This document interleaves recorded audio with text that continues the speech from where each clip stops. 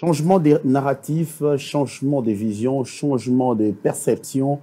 Mesdames et messieurs, bienvenue à ce nouveau numéro de votre magazine À vous la parole qui vous propose Bossolo Télévision comme chaîne de télévision et la célèbre émission que vous connaissez animée par le directeur général Sango Mokondi Bossolo na politique qui est en train de faire son bon nombre de chemin.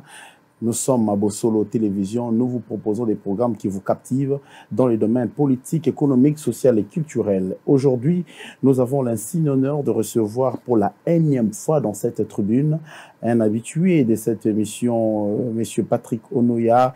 Il est président de Action Fachi 2023. Il a eu le temps de définir les objectifs, la mission d'Action Fachi 2023. Aujourd'hui, il revient, puisque l'actualité oblige, nous devons parler de l'actualité, actualité sur actualité, égale actualité, mais nous n'allons pas empiéter l'actualité.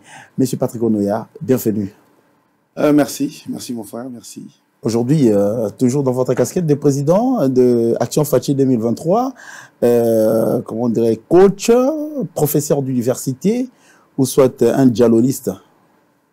Ben, finalement, un peu de tout. Hein. Vous faites les dialogues au profit de qui?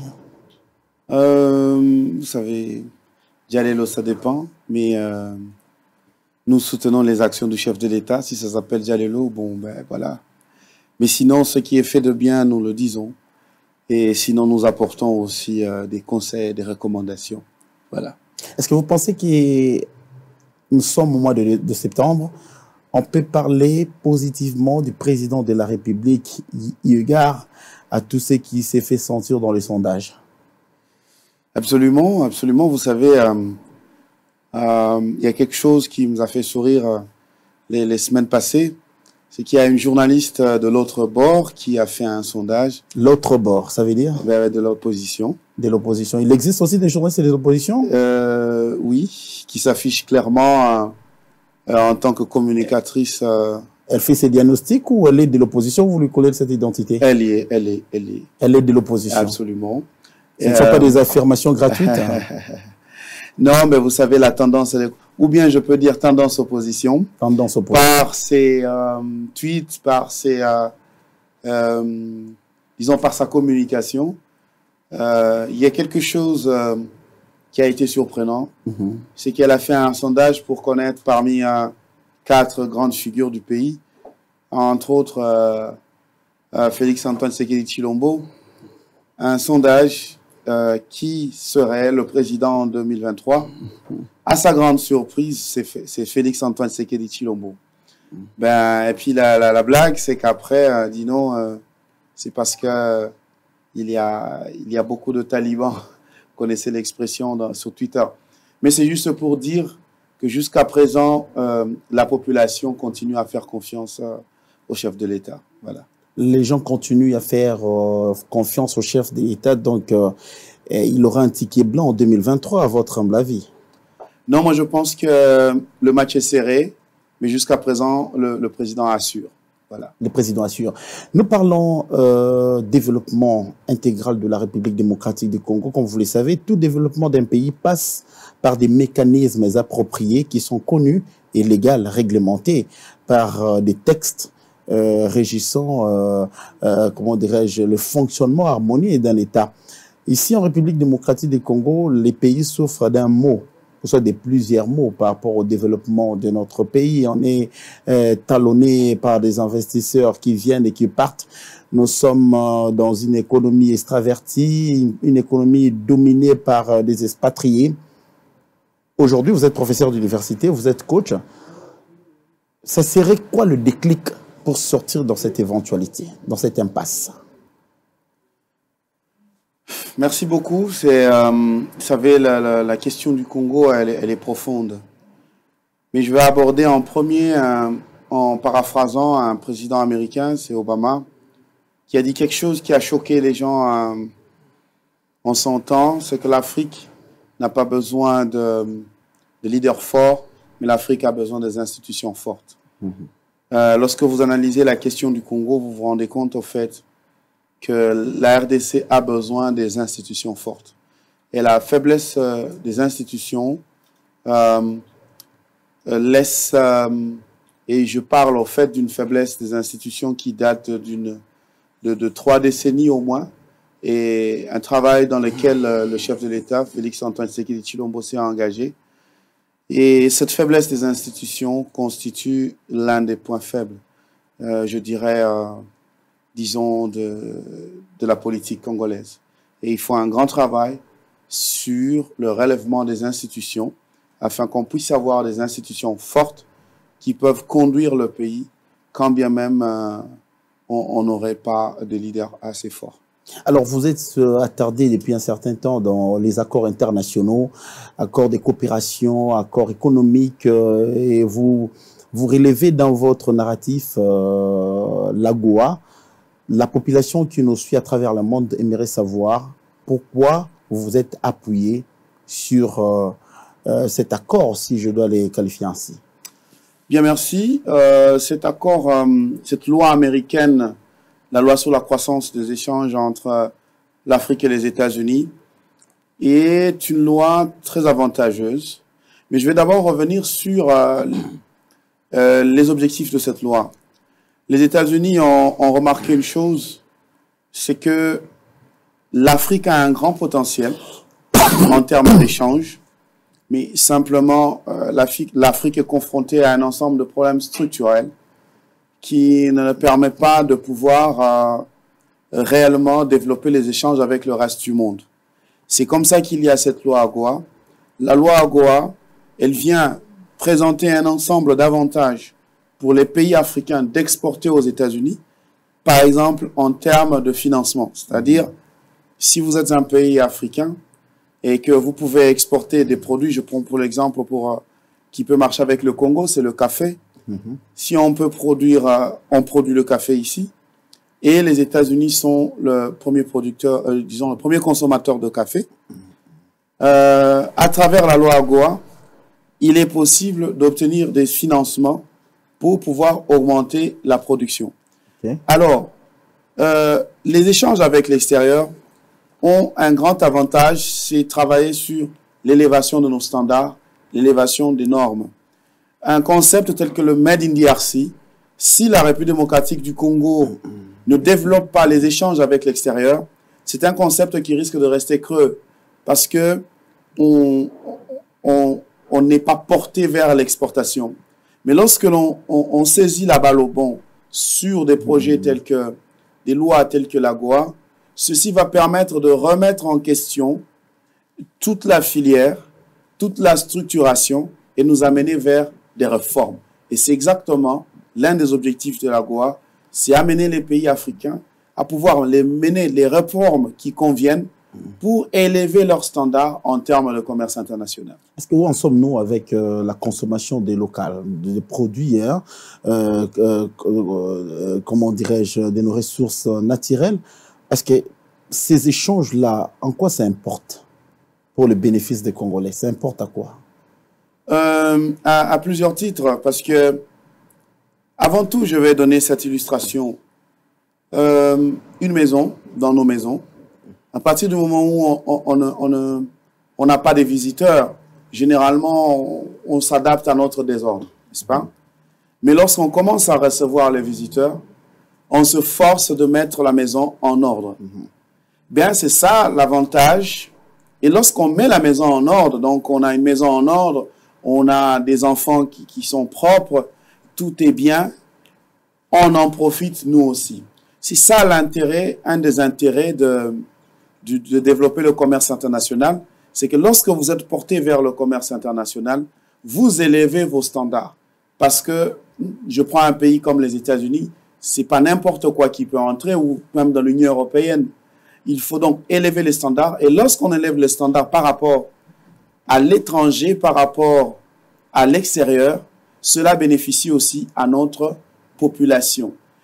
Un standard tel que le standard Made in DRC doit y avoir un contenu. Mais vous vous rendrez compte que s'il n'y a pas d'échange avec l'extérieur, c'est un concept qui risque de rester vide. Mais aussi, ce qui concerne directement la population, c'est que ces plantations de café, de cacao, d'huile de palme, de quinquina, donc d'amidon, qui peut être donc le manioc et tout ça, ce sont des fermiers, ce sont des cultivateurs congolais qui vont bénéficier de ces financements. C'est un avantage pour la population. Alors, s'il faudra revenir sur la loi Goa, son applicabilité, faisons d'abord une étude objective par rapport à l'évaluation. Évaluons d'abord la loi dans son applicabilité par rapport à la République démocratique du Congo. Croyez-vous que nous sommes en train d'avancer? Nous sommes restés statiques ou on a régressé un peu? Je crois que nous sommes en train d'avancer. Il faut dire que le chef de l'État a fourni un effort en 2020 pour le retour de la RDC dans AGOA. Et depuis 2020, pratiquement, nous avions stagné un peu. Lorsqu'on a vu l'Agence nationale pour la promotion des exportations monter au créneau, nous nous sommes dit qu'il fallait appuyer cette agence parce que comme nous possédons quelques réseaux d'affaires aux États-Unis, nous nous sommes dit, utilisons nos réseaux pour soutenir cette agence, donc l'ANAPEX, afin de pouvoir, qui est l'organe technique du ministère du Commerce extérieur, pour réellement atteindre cet objectif de l'opérationnalisation de l'AGOA. Au fait, c'est ça qui nous a amené à monter au créneau pour soutenir l'ANAPEX dans son effort d'opérationnalisation. Mais pour opérationnaliser l'AGOA, il faut comprendre d'abord le système, il faut comprendre la filière et puis trouver des cas pratiques. C'est à ce niveau-là que nous avons apporté notre appui à l'ANAPEX. Est-ce que vous êtes compris dans cette démarche de propulser cette loi d'AGOA, qui est du reste sera au profit de la République démocratique du Congo par rapport au reste du monde? Est-ce que vous êtes compris à l'égard des gouvernants congolais? Je prends l'exemple du gouvernement, l'entremise du ministère du Commerce extérieur, de l'économie et que sais-je encore, au niveau de la présidence de la République. Est-ce qu'ils comprennent la pertinence de cette loi? Ce qui est sûr, c'est que le premier à nous comprendre, c'est le chef de l'État, parce qu'il a été le premier à travailler pour que la RDC rentre dans cette loi. Et progressivement, naturellement, le gouvernement est en train de comprendre. C'est comme ça que le ministère du Commerce extérieur nous apporte son appui à travers l'ANAPEX. Et voilà. Nous faisons une démarche citoyenne. Ce n'est pas la première fois que nous le faisions. Nous avons travaillé en 2019 avec ce qui était l'OPEC, qui est devenu l'ANADEC, donc l'Agence nationale pour le développement de l'entrepreneuriat au Congo. Toujours, nous les avons amenés aux États-Unis, à Dallas, qui est notre fief, pour pouvoir comprendre comment la SBA, la Small Business Administration des États-Unis fonctionnait. Et de cette mission d'échange est né le projet de la création du Fonds national de garantie, parce que comparativement à la politique de développement de l'entrepreneuriat aux États-Unis, il est apparu qu'il y avait une composante qui manquait chez nous. Et pour moi, c'est une fierté d'avoir contribué dans une certaine mesure à la création du Fonds national de garantie qui a été créé actuellement et à la transformation de l'OPEC en ANADEC. Donc nous sommes dans une démarche de contribution. Nous définissons au niveau d'Action Fachi notre politique comme une politique de développement. Ça signifie une politique de contribution. Contribution, oui. Contribution à l'amélioration. Nous ne nous plaignons pas. Nous analysons. Ce qui va, nous applaudissons. Là où nous pensons qu'il y a à redire, nous apportons nos contributions. Parce qu'au-delà de tout, il y a le bien-être de la population. Le bien-être de la population, par vos propres frais, vous avez effectué le déplacement de Dallas. C'était pour quel objectif fondamental? Absolument, absolument, c'est soutenir, comme nous disons, nous soutenons les actions du chef de l'État. Nous travaillons. Est-ce que le chef de l'État lui-même est au courant de ces soutiens? Parce que vous ne pouvez pas le faire yeux bandés quand même. Non, vous soutenez quelque chose qui est légal, qui est logique et qui peut apporter un plus. Mais est-ce que lui-même, le chef de l'État, tire l'attention à ce que Action Fachi 2023 est en train de faire par l'entreprise de Patrick Onoya? Absolument, absolument. Je peux vous garantir que le chef de l'État est très attentif et d'ailleurs très content de ce que nous faisons. Et je pense que l'avenir, dans un proche avenir, les choses vont se faire pleinement avec son accompagnement. Vous avez changé les narratifs par rapport à la définition de l'Agence nationale des promotions des investissements. Je vais entrer dans les vifs du sujet, parce qu'il n'y a pas longtemps, dans un avenir, dans un passé récent, vous avez échangé avec les professionnels des médias autour de l'instauration d'un ministère de l'investissement. Alors, on s'est dit, mais Patrick Onoya, c'est quelqu'un qui passe dans des radios, à la télévision, pour parler, impulser et puis initier des réformes, mais des réformes aux yeux des intellectuels. D'autres intellectuels sont aperçus comme des mystères. Aujourd'hui, quand vous parlez d'un ministère d'investissement, éclairer la lanterne de la population, de comprendre la quintessence et puis la valeur de ces ministères. Bien, merci beaucoup. J'ai vu à travers les réseaux sociaux aussi un ensemble de réactions, à la fois positives et négatives. Vous savez, tout est bon. Toutes les réactions sont bonnes. Et merci pour cette occasion, afin qu'on puisse encore en parler. Oui, parce que ça vaut la peine d'en parler. Il ne faudra pas que la population vous voie évoluer dans des concepts, dans des propositions, pour qu'au finish, on se dise, ben, écoutez, ça devient la nature des Congolais. Ils proposent pour qu'il n'y ait aucune finalité. En effet. D'abord, je veux dire d'entrée de jeu que je suis à la fois un théoricien du monde des investissements et aussi un praticien, c'est-à-dire en tant que consultant en investissement, qui a un cabinet d'affaires qui évolue à Dallas, à travers la Chambre africaine de commerce de Dallas. C'est-à-dire que nous avons plus de 10 ans d'expérience dans le secteur et nous avons écrit une vingtaine de tribunes pour parler du développement des affaires, de l'entrepreneuriat, des investissements. Et lorsque nous montons au créneau pour faire cette proposition, c'est-à-dire que nous le faisons en connaissance de cause. Et en simple, je dirais ceci. Nous avons tous suivi le chef de l'État qui a demandé au gouvernement, lors de l'élaboration du budget 2023, d'avoir un budget pro-investissement et pro-social. C'est le point de départ. Ça relève d'une innovation congolaise, hein? Ça n'a jamais existé. Ça signifie que ça sera la première fois. Lorsqu'on dit pro-investissement, ça signifie porter vers l'investissement. Maintenant, nous avons émis une réflexion en disant, d'un point de vue du management du gouvernement, ça signifie d'un point de vue de l'organisation du gouvernement, à quoi devrait ressembler ce gouvernement pro-investissement et pro-social. Si nous revenons dans les théories du management, on ferait appel à un principe tel qu'on appelle le management par objectif. Le management par objectif dit ceci: les organisations sont créées de façon à permettre d'atteindre les objectifs que la société assigne à ses dirigeants. Lorsque le chef de l'État dit pro-investissement, ça signifie que c'est là un objectif, n'est-ce pas, donné au gouvernement. Et là, du point de vue du management du gouvernement, on va maintenant analyser la structure du gouvernement pour dire, est-ce que la structure existante permet, dans son fonctionnement, de mettre un accent sur les investissements? C'est la question que nous nous sommes posée. Et la seconde question serait, quels sont les ministres qui, au quotidien, ont les investissements dans leurs attributions? On a identifié le ministre du Plan, le ministre de l'Économie, le ministre des Finances, les trois de façon générale. Général, oui. Bien qu'il y en a d'autres aussi, budget et tout ça, qui interviennent de cette façon. On s'est posé une autre question.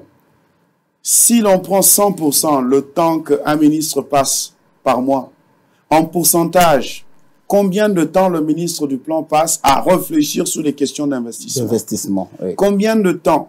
Il y a une agence, non, ANAPI, qui travaille en collaboration. L'ANAPI est l'organe technique. Nous parlons de la politique gouvernementale, ça c'est au niveau du gouvernement, n'est-ce pas? Et la politique gouvernementale en matière des investissements. On se rend compte que le ministre du Plan a d'autres préoccupations avant les investissements. Si c'est beaucoup, il passerait peut-être 20% de son temps. Le ministre des Finances, il a beaucoup de travail à faire sur la mobilisation des recettes, ainsi de suite, et tout ça. Bien qu'il travaille beaucoup, mais naturellement, les investissements, ce n'est pas plus de 20% encore, ou 30%. Voilà. Le ministre de l'économie, mêmement. Alors, nous disons, à laisser la structure comme telle, est-il possible d'avoir une configuration pro-investissement? La réponse est non. C'est ce qui permet, sur base du principe du management par objectif, qui veut que les organisations soient redéfinies de manière à être optimales pour atteindre les objectifs, que nous avons proposé la création du ministère de l'investissement. Mais la création du ministère de l'investissement sera là pour résoudre des défis. Parce que ce qui fait que les investissements ne puissent pas se développer, c'est simplement parce qu'il y a des défis, n'est-ce pas, qui restent pendants. On a identifié 3 défis majeurs. On a le défi informationnel, le défi du secteur bancaire et le défi des investisseurs locaux. Maintenant, ceci m'amène à revenir vers l'ANAPI. L'ANAPI est une entreprise que j'apprécie. Il faut créé par l'État. Pardon? C'est créé par l'État congolais. Absolument. Créé par l'État, rattaché au ministère du Plan, une entreprise que j'apprécie sur le travail qu'ils font, oui, actuellement par son actuel DG qui est formidable. Simplement, l'ANAPI est une entreprise qui doit être appuyée, qui doit être renforcée.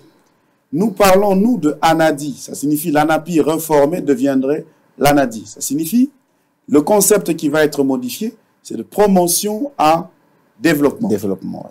La promotion, d'un point de vue conceptuel, fait allusion au marketing. Et le marketing a un côté irresponsable. Je vais m'expliquer. Mais le développement, d'un point de vue conceptuel, est associé au côté commercial. Et plutôt, le concept qui change, c'est que là, c'est responsable. Ça signifie quoi? Un marketeur, par définition, est coté sur base des efforts qu'il fournit pour que dans un milieu donné, on puisse parler d'un produit.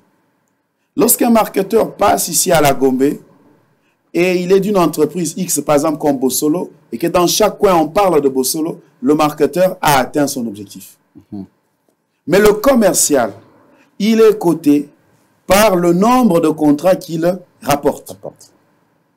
L'ANAPI est responsable du marketing des projets, mais n'est pas responsable de la signature, n'est-ce pas, et de la mise en œuvre des projets. Ce qui fait que cela rend pas du tout efficace. Nous voulons une ANAPI efficace. Je donne un exemple en tant que consultant d'investissement. Ça ne sera plus ANAPI. Et ça deviendra ANADI. ANAPI réformé. Nous voulons l'ANADI. L'ANADI efficace. Voilà. Nous voulons que l'ANAPI soit renforcée, l'ANAPI soit rendue efficace. Et pour cela, le concept de promotion devra passer de la promotion au développement. L'ANAPI, actuellement, lorsqu'il y a changement de gouvernement, par exemple, l'ANAPI subit. Un investisseur qui vient, qui a commencé un dossier et qui n'a pas pris fin, il y a changement. Et du coup, il arrive souvent que le nouveau ministre dit « je ne connais pas ». Vous voyez un peu? Il n'y a pas de continuité de l'ANAPI subit, okay, n'est-ce pas? Parce qu'elle n'est pas responsable des projets. Non. Avec l'ANADI, on va aller vers ce que nous disions, renforcer, n'est-ce pas, les institutions. L'ANADI deviendra responsable de projets. Le politique peut changer, mais on sait que, n'est-ce pas, les institutions restent, l'administration reste. Ça, c'est un fait. Mais de deux, l'ANAPI fait la promotion des projets. Par moment, on dit qu'il y a des études, mais en réalité, il n'y en a pas. Ça, c'est un cas que j'ai vécu.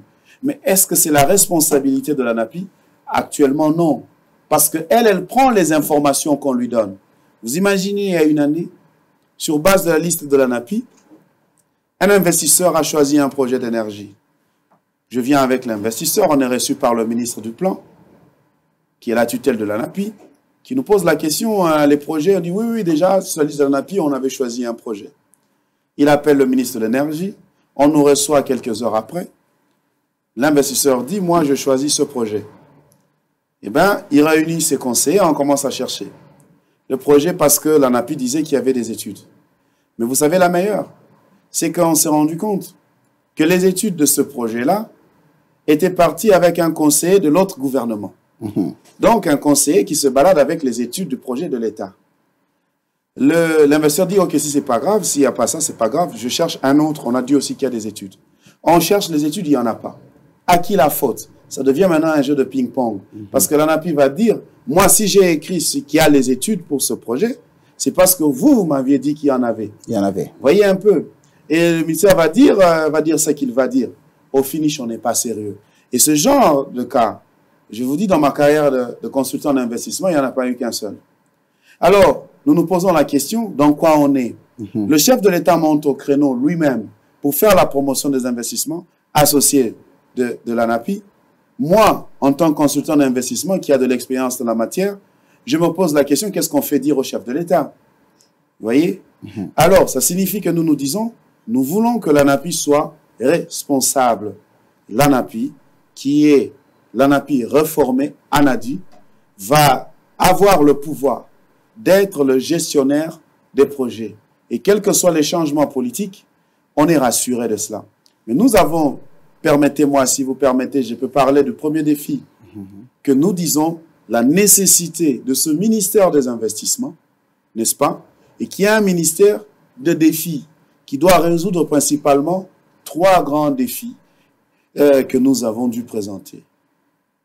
Monsieur Patrick Onoya, vous parlez de l'investissement, vous parlez de la réforme de l'ANAPI à l'ANADI, mais vous ne pensez pas que le président de la République a déjà fait le lobbying alors dans ce sens-là? D'ailleurs, dans un passé récent, il a même donné, intimé l'ordre aux ambassadeurs nouvellement nommés de faire le lobbying, d'amener les investisseurs.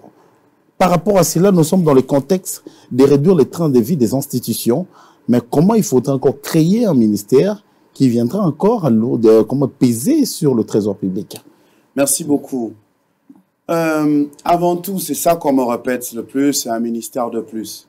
Nous disons ceci. Ici, nous ne faisons pas allusion à ce que j'appellerais un ministère politique. Ce que j'appelle un ministère... Il y aura un politique à la tête, hein? Non, j'ai créé une expression.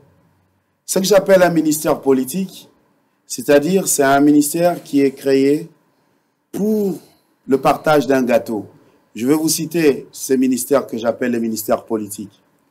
On sait que le ministère de la Jeunesse est souvent, si pas toujours, associé au ministère du Sport. Traditionnellement, la jeunesse et le sport vont de pair, n'est-ce pas? Et pour des raisons politiques, on sépare la jeunesse et le sport.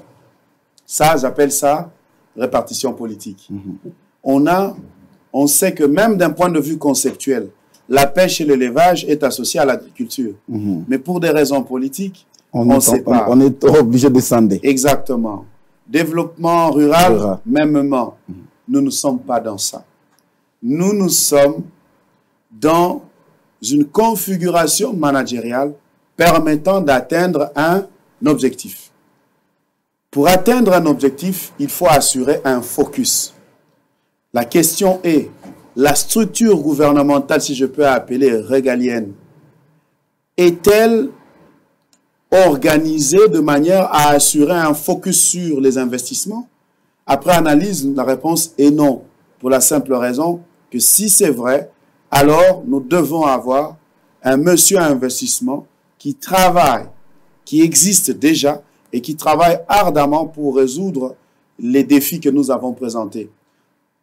À proprement parler, il n'en existe pas. Donc, pour réduire le train de vie des institutions, là il faut éliminer les ministères que j'appelle politiques. Ça signifie refusionner jeunesse et sport, refusionner agriculture, agriculture, pêche et élevage. Il y en a encore plein d'autres. Et par rapport à la vision du chef de l'État d'avoir un gouvernement pro-investissement, eh bien, créer un ministère de l'investissement.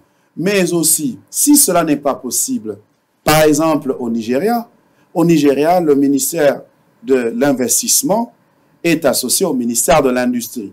Donc, ce sont des possibilités. Mais le plus important, c'est que, quelle que soit la configuration, que les 3 défis que nous avons présentés soient pris en compte. Le défi informationnel, nous vendons des projets pour la plupart sans études, ce qui ralentit le processus, n'est-ce pas? Ce qui ralentit le processus. C'est comme lorsque vous allez dans une banque, vous cherchez de l'argent, on veut avoir ne fût-ce que vos états financiers. Vous ne les avez pas. Et vous tenez à ce que le banquier puisse financer votre projet. Vous comprenez? C'est un peu comme ça. C'est trop d'ambiguïté. Ça signifie que c'est trop demandé. Il faut le défi informationnel. Un investisseur, celui qui a investi 500 $, celui qui a investi 10 millions et celui qui a investi 20 milliards, ils ont une même psychologie. La psychologie, c'est la peur. Parce que celui qui a 500 $, ce ne sont que ces 500 $. D'où qu'est-ce qu'il faut? Vous qui voulez qu'il puisse mettre son argent, vous devez lui donner toute la documentation en quantité et en qualité suffisante. Ce sont là les études. Le gouvernement doit investir suffisamment sur les différents projets de développement qui sont en promotion auprès, nous le souhaitons, de l'ANAPI réformé qui est l'ANADI. Monsieur Patrick Onoya, vous pensez que l'instauration de ces ministères des investissements doit tomber comme une cheville dans la soupe, ou soit lors des remaniements, on peut promptement initier ces ministères pour impulser le développement de la RDC? Absolument, parce que le chef de l'État, nous sommes politiques. Nous voyons les élections qui arrivent en 2023. Si le chef de l'État veut un gouvernement pro-investissement et pro-social, eh bien, c'est pour booster le... Parce que les investissements boostent par ricochet le social. Mais je vais vous donner un exemple.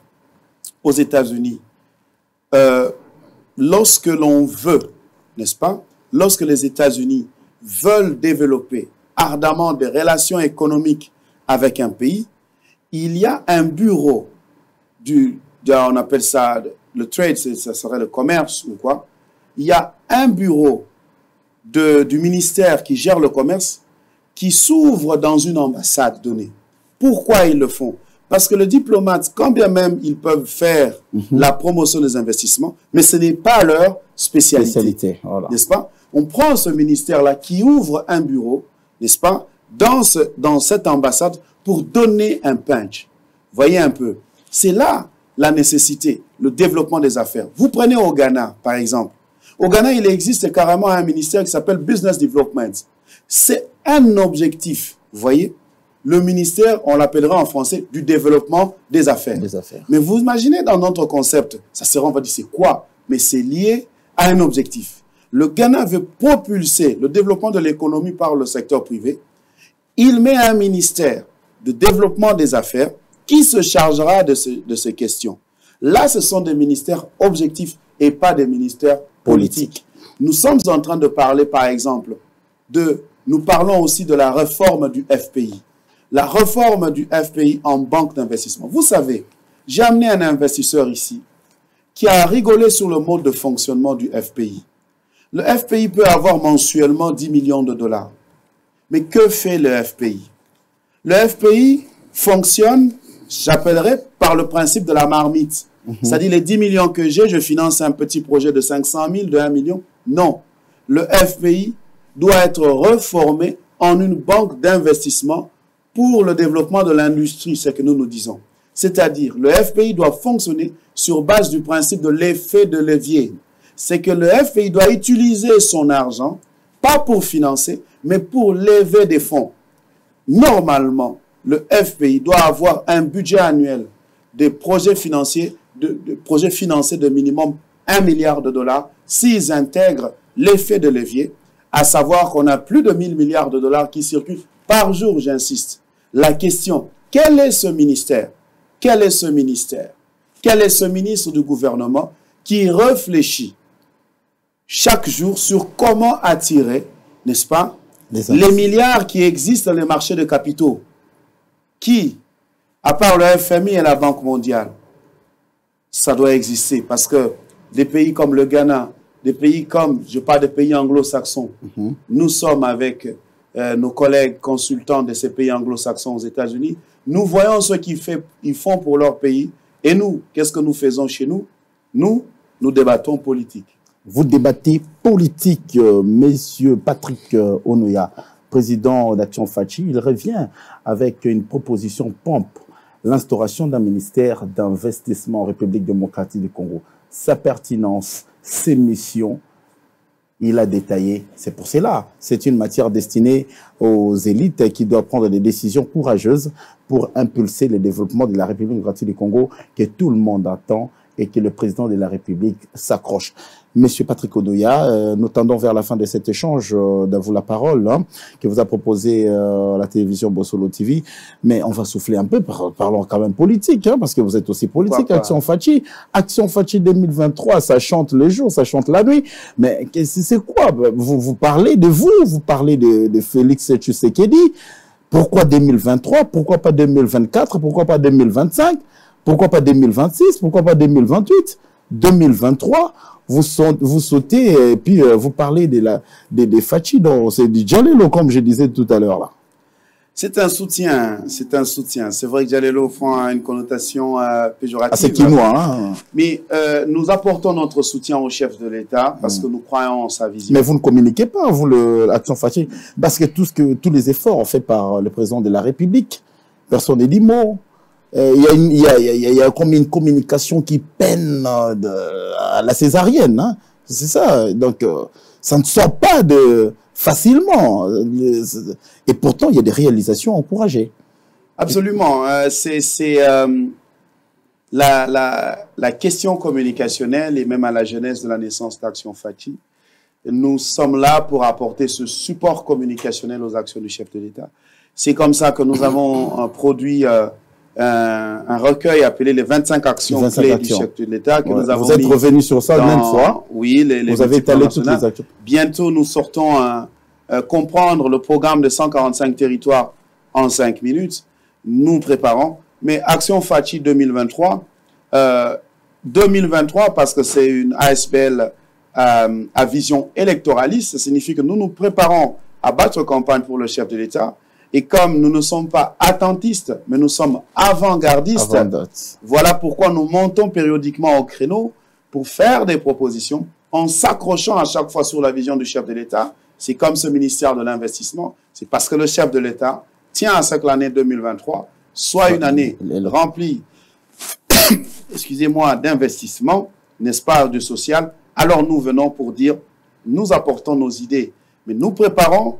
C'est notre façon à nous aussi de pouvoir préparer l'électorat du chef de l'État parce que nous pensons que le deuxième mandat du chef de l'État, donc de Félix-Antoine Tshisekedi Tshilombo, est garanti. Mais cette fois-ci, nous la voulons avec une majorité écrasante. Alors, votre humble avis, par où le président de la République est en train de faillir, au-delà de tout ce qu'il a fait, honnêtement?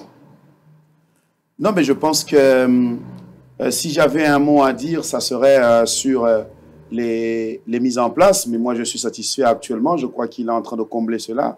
Ce week-end, on a assisté à une première série de nominations. Dans la suite, nous allons avoir une nouvelle série. Le gouvernement va venir. C'est le point qui pouvait me préoccuper, mais je suis content que le chef de l'État saisit à bras-le-corps la question du changement des animateurs, parce que nous, Action Fachi 2023, ne sommes pas convaincus de la volonté politique de certains animateurs de pouvoir l'accompagner. Heureusement qu'il a compris cela et qu'il est temps, n'est-ce pas, que le réaménagement technique se fasse au gouvernement et surtout des nouveaux mandataires qui vont accompagner sa vision. Est-ce qu'aujourd'hui, le gouvernement conduit par Sama Lukonde, doit-on le qualifier toujours de Warriors? Je dirais que c'est un gouvernement qui contient des Warriors. S'il y a un remaniement technique tel que le chef de l'État l'a annoncé, c'est parce que naturellement, certains, peut-être, ont eu à faillir, n'est-ce pas? Et que le remaniement technique permettrait de pouvoir placer des vrais Warriors qui sont à l'extérieur et qui peuvent redynamiser et encourager les vrais Warriors qui sont, n'est-ce pas, dans le gouvernement. Il a dit, Patrick Onoya, président de l'Action Fachi, Nous espérons que la République démocratique du Congo va réécrire ses lettres de noblesse dans le domaine politique, économique, social et culturel. Vous l'avez entendu, il a, en bâton rompu, il a parlé de ce que Action Fachi pense d'un ministère d'investissement en République démocratique du Congo. Peut-être par ces ministères, on va rêver le développement intégral de la République démocratique du Congo. C'était avec fierté que nous vous avons reçu et avec honneur. Le porte de Bosolo Télévision vous seront toujours ouvertes. Revenez quand le besoin s'est fait sentir pour informer la nation congolaise et le reste du monde. D'ici là, portez-vous bien et restez branchés sur la télévision au cœur des investigations Bosolo Télévision. Au revoir.